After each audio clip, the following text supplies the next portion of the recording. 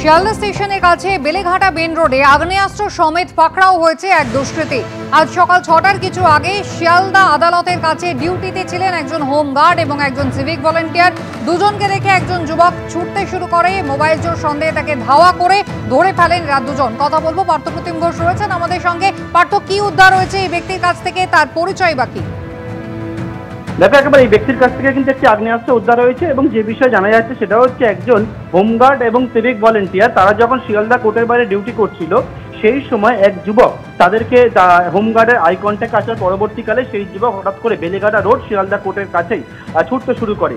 সেইটা দেখে হোমগার্ড এবং সিভিক ভলেন্টিয়ার ছুটতে শুরু করে পিছনে মোবাইল চোর সন্দেহে, এবং এর পরবর্তীকালে এই যুবককে যখন ধরা হয় যেমনটা জানা যাচ্ছে যুবকের কাছ থেকে টি শার্টের নিচে একটা আগ্নেয়াস্ত্র, সেই আগ্নেয়াস্ত্র ছিল এবং গোটা বিষয়টা সেই সময় কর্তব্যরত ট্রাফিক সার্জেন্টকে জানানো হয় এবং তার পরবর্তীকালে এনটালি থানা পুলিশের হাতে তুলে দেওয়া হয়েছে এবং ওই যুবকের কাছ থেকে আগ্নেয়াস্ত্রটি বাজেয়াপ্ত করা হয়েছে, তাই গ্রেপ্তার করা হয়েছে। কি উদ্দেশ্যে একেবারে শিয়ালদার মতো জায়গায় সেই জায়গায় আগ্নেয়াস্ত্র নিয়ে ঘুরছিল সেই সমস্ত বিষয়টা খতিয়ে দেখে তদন্ত এগিয়ে নিয়ে যাচ্ছেন এনটালি থানা তদন্তকারী আধিকারিকরা। সুস্মিতা, পার্থ, ধন্যবাদ। কলকাতার লজে জলপাইগুড়ির বাসিন্দার রহস্য মৃত্যু। রক্তাক্ত অবস্থায় তার দেহ উদ্ধার হলো কলকাতারই একটি লজ থেকে।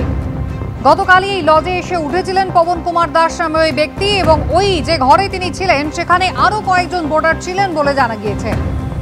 রক্তাক্ত অবস্থায় তার দেহ উদ্ধার হয়। গতকালই তিনি এই লজে এসেছিলেন এবং সেখানেই মৃত্যু হয়েছে জলপাইগুড়ির বাসিন্দার। তার পরিবারের সঙ্গে যোগাযোগ করার চেষ্টা করছে পুলিশ। আবির দত্ত আমাদের প্রতিনিধি রয়েছেন আমাদের সঙ্গে। আবির, এখনো পর্যন্ত পুলিশ সূত্রে কি জানা যাচ্ছে এবং লজে অন্য যে বোর্ডাররা ছিলেন বা লজের যিনি দায়িত্বে রয়েছেন তিনি বা কি বলছেন? দেখো, তাদেরকে ইতিমধ্যে জিজ্ঞাসাবাদের প্রক্রিয়া চালানো হচ্ছে এবং পবন কুমার দাস 35 বছর বয়সী ওই বেড়ের পরিচয় জানা গিয়েছে যে সে নিজে এখানে এসেছিল গতকাল এবং সে মালবাজার অর্থাৎ জলপাইগুড়ির বাসিন্দা। তার পরিবারের সদস্যদের সঙ্গে যোগাযোগ করেছে ইতিমধ্যে পুলিশ।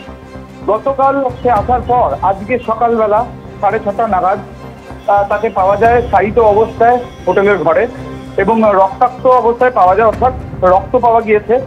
এটাও তদন্তকারীরা জানতে পারছেন যে সেখানে আরো বেশ কয়েকজন উপস্থিত ছিল এবং যারা উপস্থিত ছিল তারা তাদেরকে জিজ্ঞাসাবাদের প্রক্রিয়া করা হচ্ছে, তার কারণ তাদের মধ্যে অনেকেই তারা ওখানেই ধন দিয়েছিল এবং যেটা জানতে পারছি আমরা যে এই যে তাকে যে রক্তাক্ত অবস্থায় পাওয়া গেল মদের অর্ডার দেওয়া হয়েছিল, এই তথ্য তদন্তকারীরা পাচ্ছেন।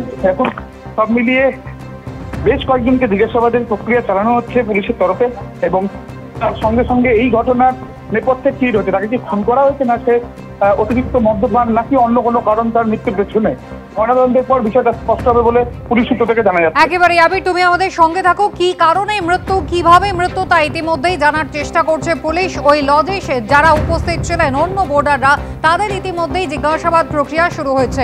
কলকাতার লজে গতকালই থাকতে এসেছিলেন জলপাইগুড়ির এই বাসিন্দা এবং সেখানেই তার এই অস্বাভাবিক মৃত্যু। সরাসরি আবির দত্ত রয়েছেন আমাদের সঙ্গে। আবির, ছবিটা যদি একবার দেখা যায়, কোন লজে তিনি কখন এসেছিলেন এবং তারপরে কারা বোর্ডাররা ছিলেন, যিনি দায়িত্বে ছিলেন তিনি এখনো পর্যন্ত কি জানাচ্ছেন পুলিশের কাছে, পুলিশ সূত্রে কি খবর? দেখো, ঠিক যে জায়গায় আমরা দাঁড়িয়ে আছি পুলিশের তরফ থেকে এটা ইতিমধ্যে লক করে দেওয়া হয়েছে এবং এই লজে দুটি সিসিটিভি ক্যামেরা রয়েছে, একটি রিসেপশনের কাছে এবং আরেকটি ঠিক এর গেটের সামনে ওপরে।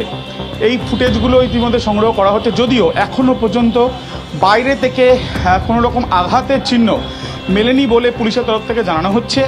এবং এই যে জলপাইগুড়ির বাসিন্দা এবং তার যে ঠিকানা পাওয়া গিয়েছে তার আইডি প্রুফ থেকে, এরপর যেটা জানা যাচ্ছে যে তার দাদার সাথে যোগাযোগ করা হয়েছে, তাকে আসতে বলা হয়েছে কলকাতায়।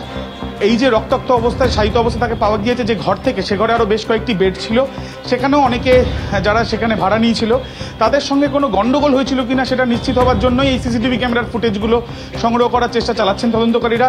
রেজিস্টারের যে খাতা সেটা ইতিমধ্যে তারা বাজেয়াপ্ত করেছেন। তার সঙ্গে সঙ্গে এখান থেকে আমরা দেখলাম কিছুক্ষণ আগে যে বেশ কয়েকজনকে জিজ্ঞাসাবাদের জন্য থানায় নিয়ে যাওয়া হয়েছে এবং এই যে ব্যক্তি সে আগে থেকে যারা ছিল তার সঙ্গে ঘরে, তাদের সঙ্গে আগে থেকে তার পরিচয় ছিল কিনা সেটা দেখা হচ্ছে, বা তার এই মৃত্যুর পেছনে অতিরিক্ত মদ্যপান বা অন্য কোনো কারণ আছে কিনা সেই সম্ভাবনাও আরও বেশি তারা সম্ভাবনাও খতিয়ে দেখছেন। তার কারণ ময়নাতদন্তের রিপোর্টের দিকে তাকিয়ে রয়েছেন পুলিশ আধিকারিকেরা। আবির, ধন্যবাদ।